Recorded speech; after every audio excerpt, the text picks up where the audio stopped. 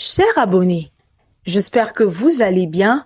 C'est samedi soir, un événement très grave a secoué la commune de Ngaliema, ici à Kinshasa. Un incendie violent, brutal, s'est déclaré au marché de meubles du quartier Météo. Et franchement, c'est un choc pour toute la communauté.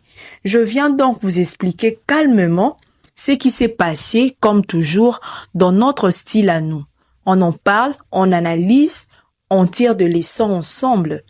Restez connectés, chers abonnés, parce que dans ces dossiers, on va aller au fond de choses. Et demain, si Dieu nous fait grâce, je reviendrai avec des témoignages, de vidéos ou même des interventions de gens qui étaient sur place. Donc, accrochez-vous et suivez ces moments avec attention. Alors voilà, ce qui s'est passé, selon les premières informations, c'est vers le soir que l'incendie s'est déclenché au petit marché de meubles du quartier Météo, à Ngaliema. Les flammes étaient tellement fortes qu'elles étaient visibles à des centaines de mètres. Les gens ont paniqué, ont crié, ont couru dans tous les sens. Le feu serait parti d'un atelier de menuiserie, probablement à cause d'un court-circuit, cher abonné, ou d'un incident lié aux matériaux inflammables. Et vous savez quoi? Et vous savez comment sont construits nos marchés? Avec des planches, du plastique, du carton, de choses qui s'enflamment très vite. Et comme souvent les pompiers ont été appelés, mais leur intervention a été très difficile. Pourquoi?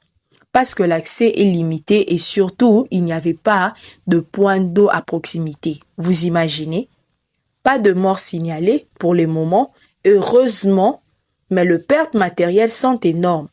Plusieurs commerçants ont tout perdu, de stands, de meubles, des économies de plusieurs mois, voire d'années, partis en fumée en quelques minutes seulement.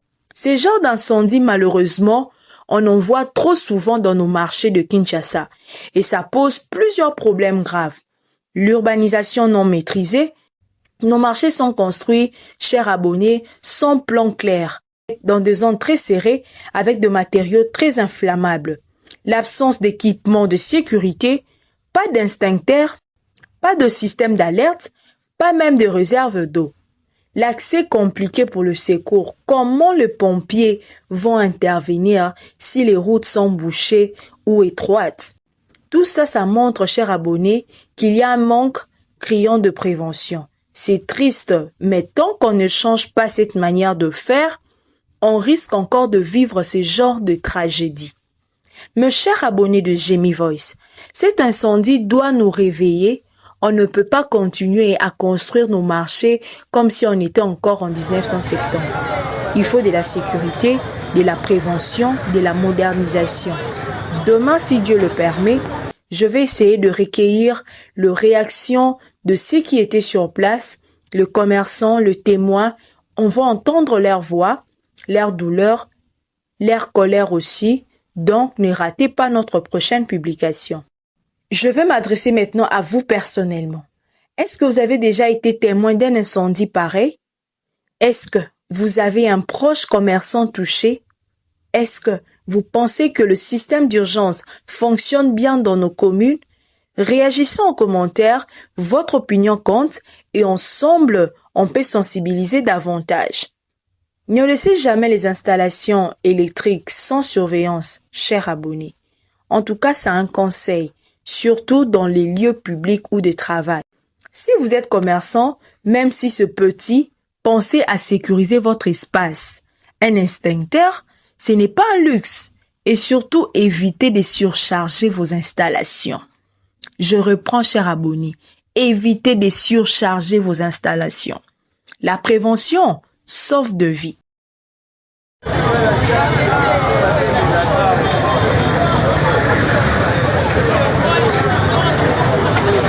Docteur parle. Nouvelle rubrique santé sur votre chaîne. Après vous avoir informé de grands faits d'actualité politique, économique et sociale de notre pays, il est maintenant temps de prendre soin de vous.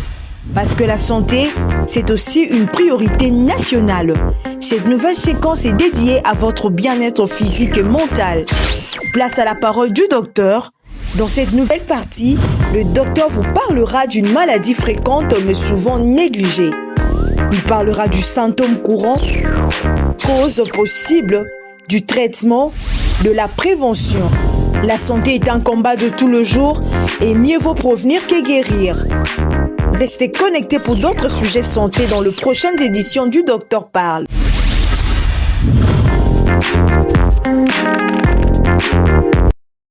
Chers abonnés, nous voilà à notre deuxième partie. Aujourd'hui, nous allons parler d'un fléau qui continue de ravager nos familles, nos quartiers et notre pays tout entier.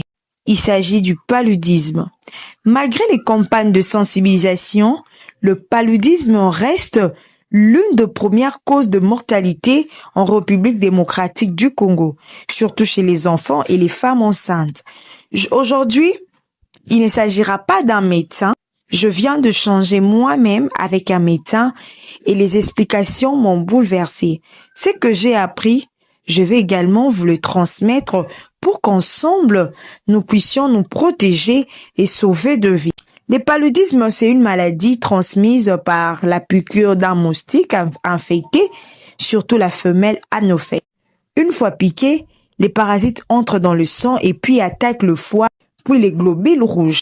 Le paludisme a comme symptômes la fièvre soudaine et élevée, des frissons, sueur abondante, de maux de tête, vomissements ou diarrhée, des douleurs musculaires et puis une fatigue extrême. Le paludisme peut tuer, chers abonnés, s'il n'est pas traité à temps. Pourquoi en République démocratique du Congo, le paludisme persiste-t-il? D'abord, il y a un environnement insalubre. Là où il y a des eaux stagnantes, des déchets, flaques qui attirent de moustiques, le manque de moustiquaires imprégnés, l'automédication est vraiment dangereuse, chers abonnés. L'ignorance ou la négligence de premiers signes, traitement interrompu.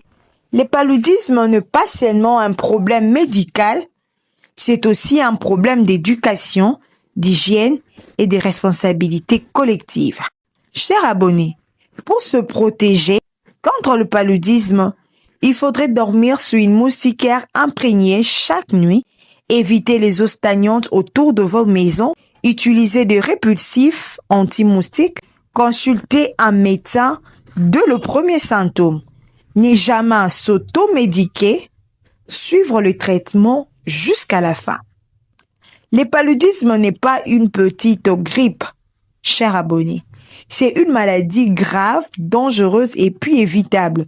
Chacun de nous a le pouvoir de se protéger et de protéger ses proches.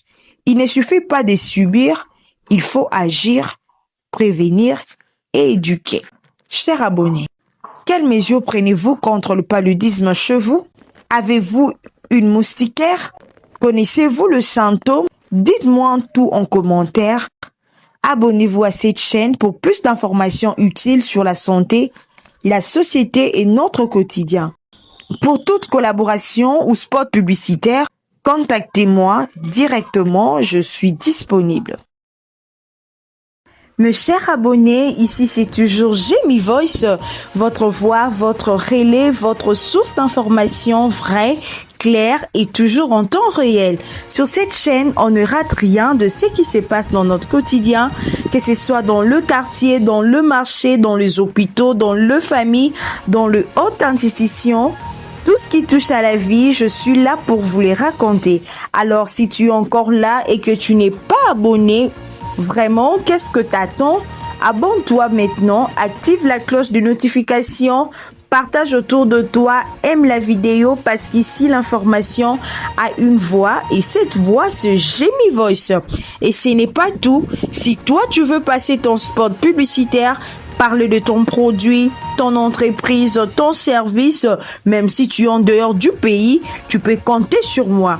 Ici, Jamie Voice ne connaît pas de frontières. La République démocratique du Congo, diaspora, quartier, village, partout où tu es, ta voix peut résonner ici. Alors, fais-moi confiance, envoie-moi ton message et je m'en occupe avec professionnalisme, sérénité et impact. Jamie Voice, la voix qui vous connecte à la réalité.